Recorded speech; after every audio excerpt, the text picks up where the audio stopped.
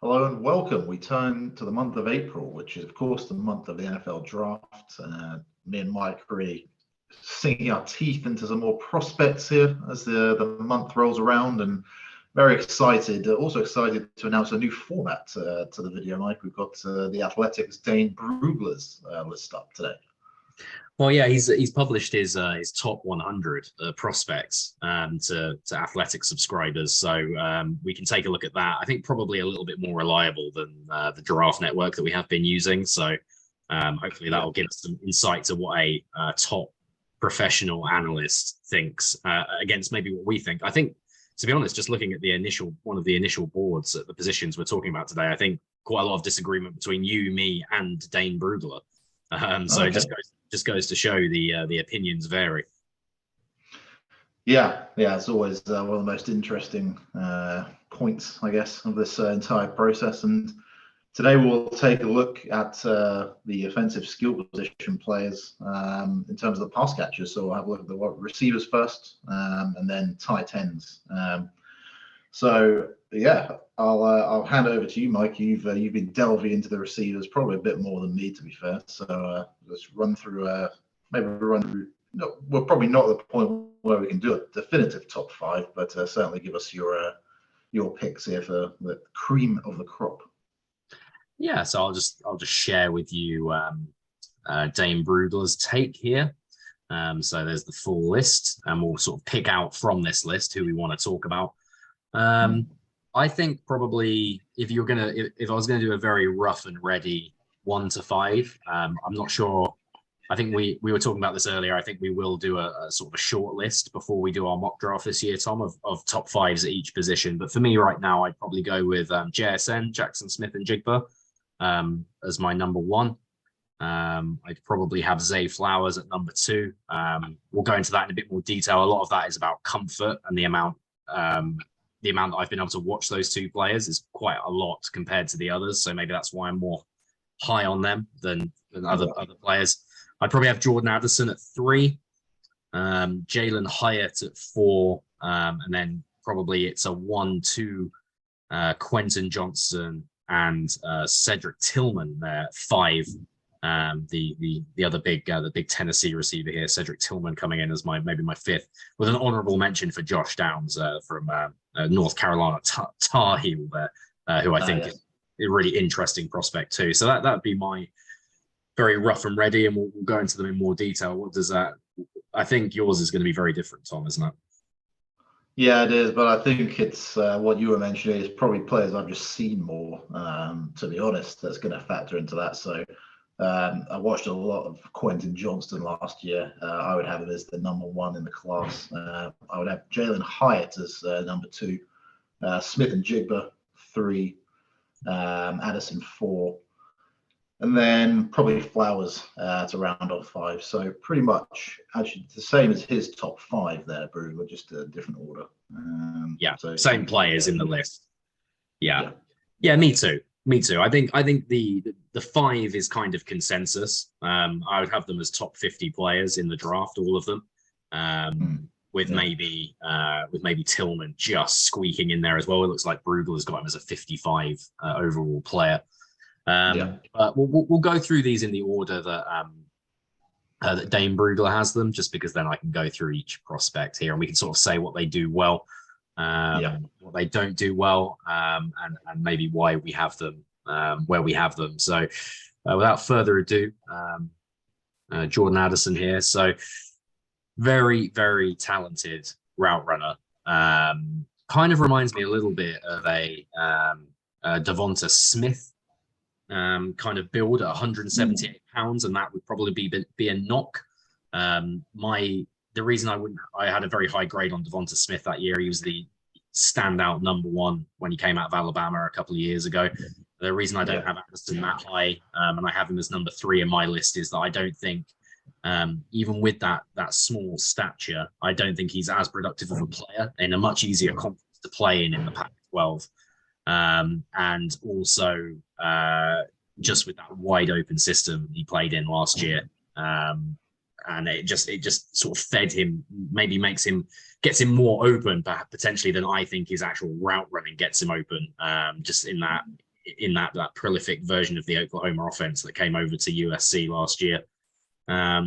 So yeah, I think he's a very talented player. I just think I wonder about the poundage. Players under 200 pounds historically, Devonta Smith apart, have struggled at the pro level. So that would kind of be my kind of be my knock on him there. What are your thoughts on Jordan Addison? Yeah, so I was just trying to bring up his Pittsburgh stats there before he transferred to the Trojans, because I believe by most people's consensus, he actually had a better year at Pittsburgh with Kenny Pickett throwing the ball than when he transferred to USC, which is odd because you would assume, as you said, that offense would feed him a bit more. He was a tough evaluation for me on that point. Not that I watched too much tape for him, but yeah, I did feel like I should have heard more about him after his excellent career at Pittsburgh. Going to that offense, there really was a chance for him to make himself the number one receiver. I just don't think he did enough, as you said, in that weak Pac-12 to warrant that. So to have a number one there is a bit of a head scratcher for me. The size as well is a concern. A lot of these guys, the size is going to be a concern, which is kind of played into my ratings as well. But yeah, just not enough pure production for me. To warrant number one, certainly. Yeah, sorry to interrupt you a little bit at the end there, but the Athletics' Deontay Lee here, just adding a bit of context about getting off press was a struggle for Addison as well. And that wasn't, you wouldn't get up and press Devonta Smith when he was at Alabama because he'd just get away from you. He was just too shifty. He had too many different releases, too many different techniques, too savvy of a route runner to do that. Whereas I think you can eliminate Addison in that way, which does concern me. That does concern me going into the pro game, because as you know, that people are going to get up and jam you on a routine basis in the pros. So I think that's why I'd have him a little bit lower down, but I totally understand. He's a very dynamic player, especially with the ball in his hands. And he's got very good sort of route running chops. Like at the top of his stem, he can get separation, which is why I think people like him. It's just get beaten up at the line of scrimmage would be my concern. Yeah, and actually the NFL Combine had him at 5'11", not even 6 foot. So, yeah, and that, I mean, that's. I probably imagine Devonta Smith had longer arms and bigger hands as well. He's kind of built like a Grim Reaper, literally. Yeah, like we should maybe get before we do the full mock draft, or maybe that's something we can look at just to get that comparison. I think he will go in the first round. I don't think there's any doubt about that. But it would just be who would take that gamble. I could see like the Chargers. You can play him off the ball, and because they've got better targets there that will need to be pressed at the line, and you can't press every receiver. So as a complementary piece, I think he's better than a number one. Yeah. Speaking of number ones, my actual number one this year, JSN, Jackson Smith and Jigba. The size matters here a little bit for me, and somebody that doesn't struggle getting off press and who actually brings violence to defensive backs, and brings his weight to bear, as it were, at JSN. I think he's physical. I think he's an excellent route runner, separates easily. He only runs a 4.5. I haven't seen his timed run at the OSU Pro Day. I wouldn't imagine it's more than it's any lower than a 4.51 or a 4.52. So he's not a flyer, which will concern some people. But he's fearless over the middle of the field, catches the football strongly with his hands. And when Garrett Wilson and Chris Olave were asked side by side in an interview a couple of years ago that I remember seeing with Jackson Smith and Jigba as well, the three of them with Kurt Herbstreit, he asked them who's the best out of the three, and they both just pointed at Jackson Smith and Jigba without any debate. Immediately said this guy, as a true freshman as well. So I admittedly, again, it's my comfort level. I've seen a lot of Ohio State play in the last 2 years. I've seen him play premium competition in the Big Ten and in the college football playoff. I'm just very comfortable with what I would get here. Start him out exclusively as a slot receiver in the NFL, but I believe he can play as the Z or the X as well, with time, because I think he's physical enough to be pressed, and I think crafty enough to be a route runner on the outside, like Garrett Wilson and Olave have shown to be, with Brian Hartline really coaching those guys up at in Columbus. Yeah. So, yeah, I mean, that's my. No, I was going to say you can't go wrong with taking a receiver out of OSU these days, given that pipeline they've got there. That is, yeah, that's good evaluation. I think, I saw a fair bit of him as well. Always liked him throughout college. The toughness is the thing I think that sticks out the most, like you said. I would wonder if he can play number one eventually. I don't know. What did you think about the route running itself? I don't know if you got that far into it, but in terms of, does that project well, you think, in terms of him being number one? Yeah, it's a really interesting one. It's quite similar to, and another reason why I've got him pushed up my board is it reminds me, watching his film reminds me of a slightly shorter Justin Jefferson at LSU, which sounds like really lofty praise. And Jefferson was a bit faster in the 40-yard dash. I think he ran like a 4.42 in the end, Jefferson. But the reason that you can't project him easily to a Z receiver is because he only played in the slot for Ohio State. They had Wilson and Olave playing on the outside, and they had Smith and Jigba playing in the middle, much like LSU did with Jefferson. So it really is a gamble. I think the route running craft is there, and I think he gets separation off the line and at the top of his route stem as well. It's not just one or the other. He can do either. And then when he gets the ball in his hand, he puts it in the paint, similar to another one of these prospects we're going to talk about. He makes people miss in the open field.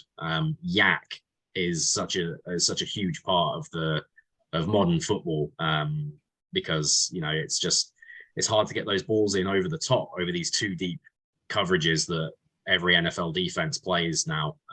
You need to beat people underneath with the ball in your hands, and I think he and someone we'll talk about later are the joint best at that in this class. I think so, yeah. And that's always how I like to rate people. It's tackling and the ability to make people miss tackles are very high on my priority as well. So I really like him from that perspective. He is I would absolutely nailed on first round grade for him, and we'll be interested to see where he goes, because I think a team that runs more of the spread might get most out of him there. Just get the ball in his hands. Yeah, and look, I think I think he'll be seen as more as a complementary piece. I think I'm projecting him in my mind as ending up being a top 10, top 15 receiver in the NFL. I think he can get to that level. That's more of a reach. I don't think people would agree with me necessarily on that. That we'll just have to wait and see on that. But I think teams that need a slot receiver right away, very interesting one for me would be if the Eagles were to trade down into the late teens from 10, JSN going together with Devonta Smith and for God's sake, Brown there at wide receiver would just be a ridiculous combination. So I think that's kind of where he ends up. Someone that doesn't need a legit number one straight out of the box. We'll probably take him in the first round. Yeah, well, even you look at Minnesota, maybe getting to play with alongside Jefferson. That'd be something fun as well. Yeah, although Minnesota are pretty terrible on both lines of scrimmage, so I'd be more concerned about getting some D linemen in if I was the Minnesota Vikings. However, that's we know that's not how it works in the NFL. It's what you and I and a lot of other evaluators would do is not necessarily what the Vikings would do, as we've seen in recent years. Yeah, that's true. Probably a bit rich calling ourselves evaluators, but I'm gonna stand by it. We got to toot our own horn occasionally, Tom. Yeah, I do. We got to. Oh, there we go. There's the next one. Yeah, sorry, I was struggling to find where it had gone. So Jalen Hyatt. Not a player that I've seen as much as Jackson Smith and Jigba, but I did see him play. I saw him play against Alabama last year, and I saw him play against Kentucky because I watched Hendon Hooker on tape over on the QB school that I reference every week. We did it, and Jalen Hyatt had a huge game against Kentucky. And I just want to, there's a brilliant stat that I found online about Jalen. Just bear with me 1 second. So pure vertical threat, obviously. Well, not obviously. I'm telling you now, he is. He reminds me a little bit, just in terms of that, just straight line gone. You won't stop him. Deshaun Jackson, again, a little bit rich comp maybe, but just purely when he just smokes you off the line and he's gone, and tracks the ball in the air so well. He had the most 40+ yard receptions in the entire of the FBS last year. He had more 40-yard receptions than he had drops last year, Jalen Hyatt. So he's just an absolute specialist, an absolute specialist getting in behind down the field. And that, to me, I've got him as my number 3. I think I said this year, number 4. But I mean, it's close. It's close for me. That threat is so important to defenses. If you can get somebody in behind one of those deep safeties and get the ball over the top, I'm thinking like absolute dream scenario for me, just to see for him in success in the NFL would be the Kansas City Chiefs. That would be unstoppable. And I think I do think that's kind of the range he gets taken into, like the bottom of the first round. And I think the Chiefs would be looking up to. He's not going to beat you underneath. He's not going to beat you with the ball in his hands. But teams picking down in those later picks in the first round have often got players that can do that already. This guy's a pure. He's built like a greyhound, and you want to use him like one, Tom. No, you do, and reinvent the bomb in the NFL, as they say. Yeah. And as you said, it is close. I think there's a few games that stand out from this class. The first one was Jackson Smith and Jigba, as we saw there in that Rose Bowl game, 300 yards, which was absurd. And then the other one that stands out, well, maybe 3 games, but from another prospect we'll talk about, but it was Jalen Hyatt against Alabama for me. It was the most destructive game I've probably seen from a receiver at the college level. That was just absurd. I think it ended up with 4 touchdowns in that game. That pretty much was what propelled him to 2 in my list. I'd have him and Jackson Smith and Jigba pretty tight there. I think the concern why you're talking about he's going to be maybe a late first rounder is just the 1 year of production, which is a valid concern. If I was drafting a team, that's something that's kind of a red flag. Not a red flag, but something I would be paying attention to. And also the system as well, which is it's going to be a Hendon Hooker issue. It's going to be anyone from Tennessee. There's going to be an issue. So I think that is right. But I just think from what I've seen on the tape, I have to have a number 2 because he's that explosive, like you said, that good at catching the ball. And in a relatively thin receiver class, just take the speed and use him like a greyhound, as you said. A thin receiver class, literally and figuratively. I think, just to finish up on Hyatt, because we are running long on these receivers probably a little bit, but I think for me, I totally agree about system. That Art Briles spread system that got taken over to Tennessee last year, that is, you're not going to have that route tree that he ran, just running deep choices on every single one of his reps. He's not going to he's not going to be able to do that in the NFL. But it's like we've said this a couple of times on these pre-draft pods that we've done. If you're drafting him to do anything else other than take the top off of defense, you're completely wasting a pick on Jalen Hyatt. If you don't value that in your offense, I'm thinking about teams like, we just referenced them, the Vikings, with Kirk Cousins, who can't throw it that far, or Derek Carr, who can't throw it that far. You don't take this guy in the first round. Like, there's just, but if you've got Josh Allen, you absolutely should consider taking Jalen Hyatt in the first round, because you can call whatever fancy zone coverage underneath that you want, but if Hyatt just runs over the top of it and Josh Allen throws a bomb, then it's good night Vienna. It's similar to that Alabama game. So he gets me. I think he's probably the most exciting player that I've watched so far. He gets me out. he got me out of my seat more than anyone that I've watched this spring. So yeah, I'm very, very, very. As you can tell, he's. I really want to put him. I really want to put him above Addison in the list. I just can't do it because of you said the production, but I do love him. He does remind me of Deshaun Jackson. He really does. Which as an Eagles fan is pretty near irresistible in terms of drafting him. Okay, your boy next. My number one here. Yeah, the Tom Matthews stand, Quentin Johnston. Yeah, averaging just a cool 19 yards per catch there, nothing major. I love this guy. I think in this, last year, the year before, he might be my fifth receiver in the class, given the plethora they had coming out. But in this class, he is the number one for me with his size and athletic ability.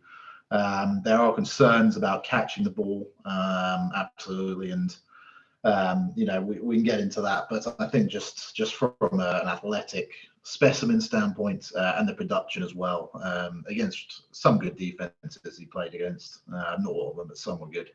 I think he is the number one because it's a gamble. I mean, a lot of these guys will be a gamble, but the traits really have him as the top one for me. Just about 6'4", 6'3", 6'4", 210 pounds, and the quickest in this class, apart from I think Jalen Hyatt's probably going to run or has run the 40 quicker, but otherwise he's the next quickest, which is insane given his size. Yeah, all the positive things that you've said, you'd have to agree with. 6'3", so built like an X receiver that you want in the NFL. Doesn't play like a traditional X receiver, and this is the thing for me where it's not that I don't think Quentin Johnston's not talented. It's not that I don't appreciate or respect what he did at TCU, because I thought he had a fantastic career there, and he was amazing to watch last year on their fairy tale run to the Final Four and beyond. But for me, the issues catching the ball and how he separates are I find it as difficult projection. I said to you before we started recording this, he reminds me a little bit of Kevin White, that top 10 choice that the Bears made 4 or 5 years ago. He even looks like him. He's built like him. He's sensational with the ball in his hands. He's electric, dynamic athlete. He struggles to catch the ball, and he doesn't look natural doing it. It looks like he has never been. He looks like he's never been coached how to do it. It's like snatching at it or body or taking it into his chest up here, which just worries me. It worries me in the NFL. It's very rarely successful, very rarely. And then it's that whole thing about Big 12 offenses. We just spoke about that Baylor offense that went over to Tennessee, the old Art Briles system. It's a similar story at TCU. Those spread systems. He's going to have to learn a full pro route tree that Jackson Smith and Jigba already knows. And Jalen Addison already has a head start on some of it. So that's why I've got him a bit lower. But the athletic traits are enticing, as you say. I'm worried about the catch. I saw a couple of clips where defensive backs were able to come through and actually knock the ball out from in front of him, which is, you don't want that happening to a 6'4" receiver. He wants it in here. He wants it in his chest, not. Yeah, exactly. But I mean, I honestly think he's just about as versatile as any other guys we've spoken about. They used him a lot of end arounds, got the ball to him quickly, and in space. Couldn't agree with you more. Again, like if you draft Quentin Johnston, you have to give him end arounds. You have to give him quick screens. You have to give him, because that's what he's best at. There's no point drafting him and then playing him as a boundary X receiver. He's not a particularly enthusiastic run blocker either, from what I can tell. So he really doesn't give you anything a traditional X would give you. So that's true. You just have to use him to his skill set. Sorry, go on. No, that's fine. I was just going to say that was the highlight film that got me out of my seat was Quentin Johnston against Michigan in the college football playoff. Very satisfying demolition job of that secondary. He's kind of interesting to watch when he can start very quickly. And he seems to beat guys just with quick little moves, which is interesting for a big guy. And once he starts accelerating, he's just running past people. So I think he probably is the biggest threat with ball in hand after the catch for me in this class, which is what I rate, of course. But yes, it is an interesting conversation with him. It's I can definitely see why a lot of people wouldn't have him number one. So, this isn't a player we referenced a lot earlier, and I think we should spend more time talking about Zay Flowers because he's in both of our top fives and Brugler's top five. But very quickly on Quentin Johnson, it makes me think of Josh Downs. So Josh Downs catches more contested passes than any player in this draft, and he is 5 inches shorter than Quentin Johnson. So this is Josh Downs is your down the field X receiver, but he's just in a tiny frame. And Quentin Johnson is your kind of gadget slot man, get him to get the ball in his hands, but he's 6'3" and over 200 pounds. So you can't just go on their combine measurables. You have to go on actually how they play. Josh Downs is a contested catch specialist in a very small package. So it totally depends what kind of offense you want to run. I think Quentin Johnson can be a successful NFL player. I don't think he's going to be like a 60, 70 plus catch a year man in the NFL, which if I'm spending a first round pick, I really need that. I really do. Yeah. But we'll see. I'd love to be wrong because his TCU career was so exciting. I think he almost deserves it, you know? Yeah. That's kind of my thinking. Right, so we get on to Mr. Zay here. Zay Flowers. Yeah. So my number 2 player. So I've just got a really soft spot for him. He's small. He's light.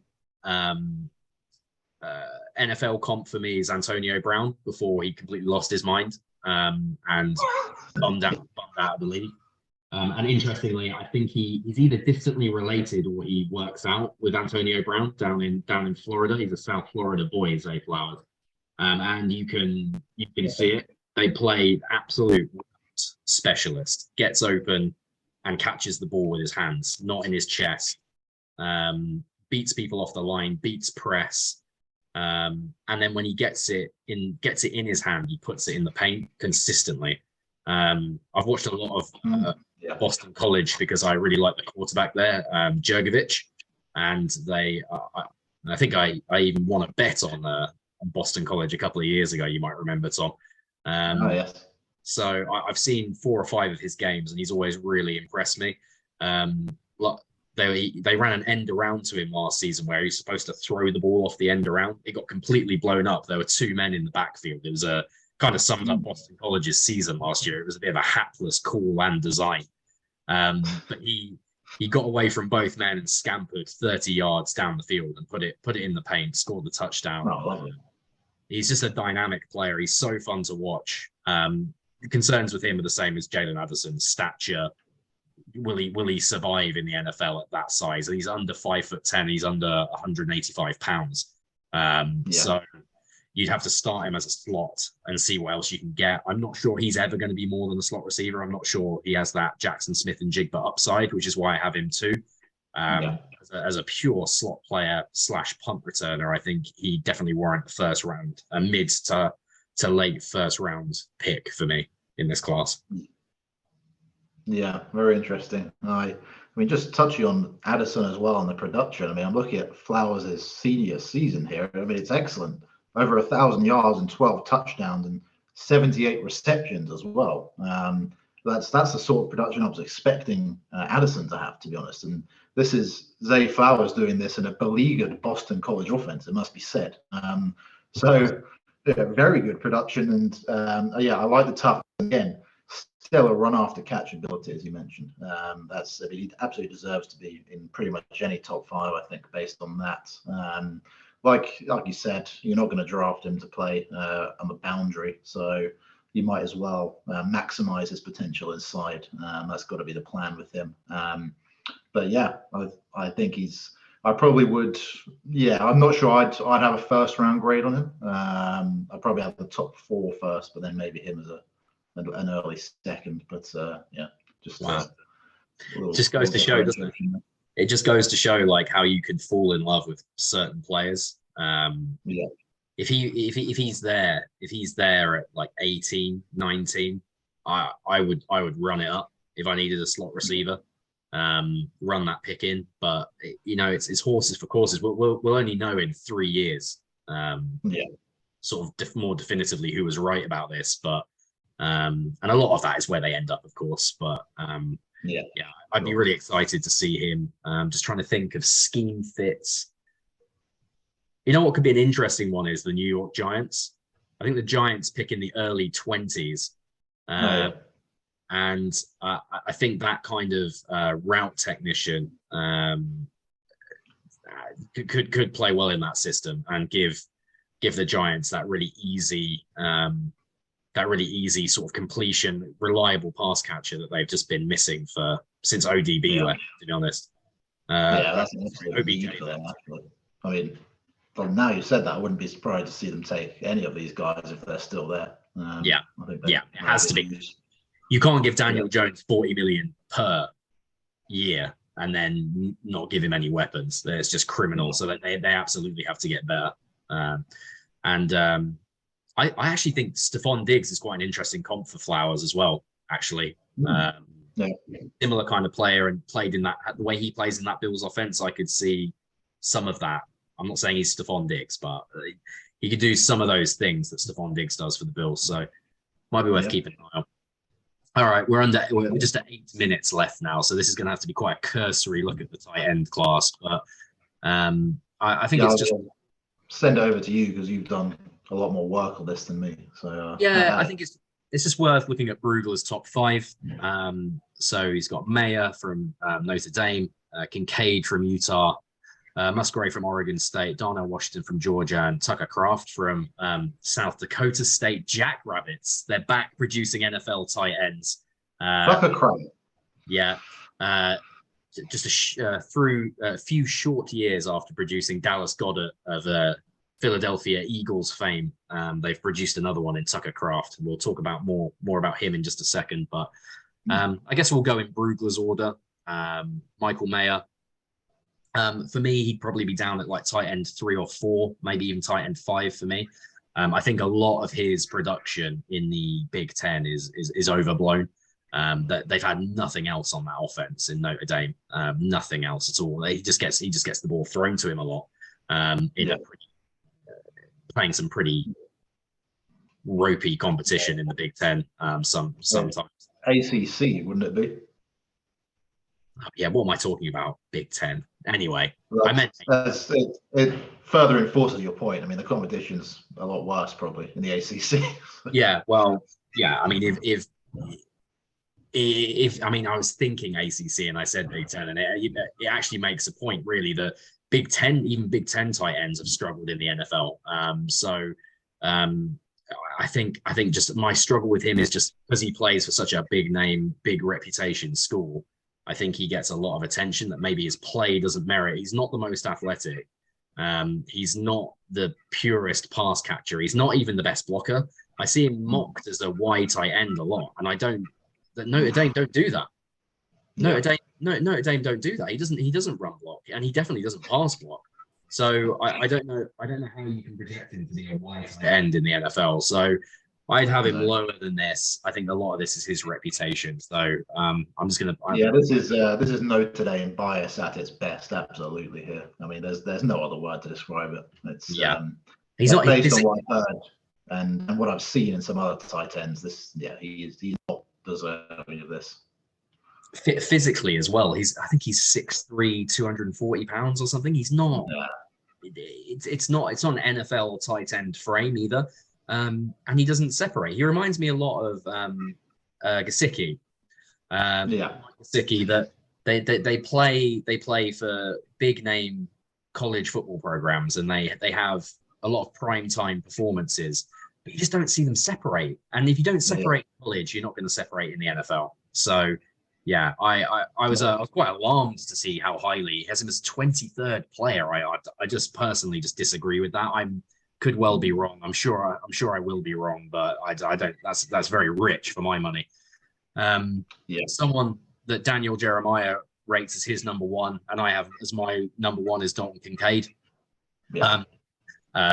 Transferred, only played for 1 year in high school. Played down in San Diego State for most of his career before transferring to Utah for his senior year, or it might have been his junior year. I can't remember, one or the other. But just a brilliant season at Utah, and really what the NFL is looking for that flex tight end. He's not a sensational inline blocker. It is a pure pass catcher, but if you want a pure pass catching Travis Kelce type player, I'm not saying he's Travis Kelce, but that's really dangerous territory to get into. But that is the type of player that he is. Detached from the formation in the slot, much more than the NFL uses a tight end for. He's your tight end 2 in 12 personnel, and he's your tight end 1 in 13 personnel. In 11 personnel when you've only got the one tight end on the field. But he's a really, really talented player, and I would have him as my tight end 1 for sure. Absolute route running threat, and I think he can be a threat in the NFL straight away. A lot of fun to watch. The best all round, if you want a Y tight end, a big man that can block and then be a complementary pass catcher, it either has to be Luke Musgrave from Oregon State. Big man, and you just look at him there with the paint on. He likes to run block. Not outstandingly talented player, but he's just really, really solid, fundamental tight end prospect. Similarly, that goes for Darnell Washington. The thing about Darnell Washington is he's even bigger, and he played in a very pro style offense in Georgia. He has, as we saw at the combine, he had an unbelievable combine. Really, really measured well and performed well at the combine. So he's 6'7", 264 pounds, Tom. He had to cut down to that as well. I think he played around 280 when he was. I mean, if you want, don't come to me with fucking Michael Mayer is a Y tight end. This boy is a Y tight end. This boy is a Y tight end. We got Agent Zero here. He's he might be my number 1, to be honest. But I love him so much, this guy. Yeah, no. If you're in that Shanahan, living in that wide zone world, and you need a defensive end caved in by a tight end to the play side, you need Darnell Washington in your offense. And then he has the upside. He has the he can stretch the seams because he runs so quickly. He runs the 40-yard dash in under, I think it was under 4.7 seconds. So, he has more upside than Mayer already. He has a higher ceiling. Kind of reminds me of a young Mercedes Lewis, actually. Yeah. And that's not a slight on him. People forget. People that don't play Madden 2007 obsessively like we do, forget that Mercedes Lewis was a very productive pass catcher in the first 5 or 6 years of his career. It's only recently he's become just an inline block. I think that's a really good comp for him. Really good. I hadn't put that together, but that's a really good point. And then I think, I would agree. Tucker Kraft is another all-rounder, a South Dakota State jackrabbit. So you got to mention him. And Sam Laporta as well, an honorable mention as well, because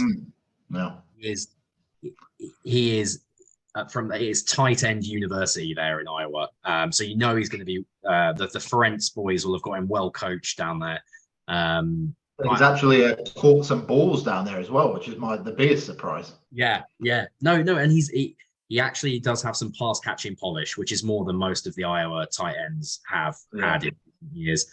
I don't think we'll do too much more in depth. We've probably got 30 seconds left on this call, but I think when we put the top 5 out, I think Sam Laporta is going to be hovering in that number 5 spot. Tucker Kraft might be concerned looking over his shoulder because you have to project. I think Laporta and Washington will be higher in ours than in this one. It's fair to say. Well, I think for me, Washington is a top 30 player. And Mayer does not probably wouldn't crack my top 50. So that's very satisfying. Yeah. All right, we'll wrap it up. Brilliant stuff. Go well. Go well.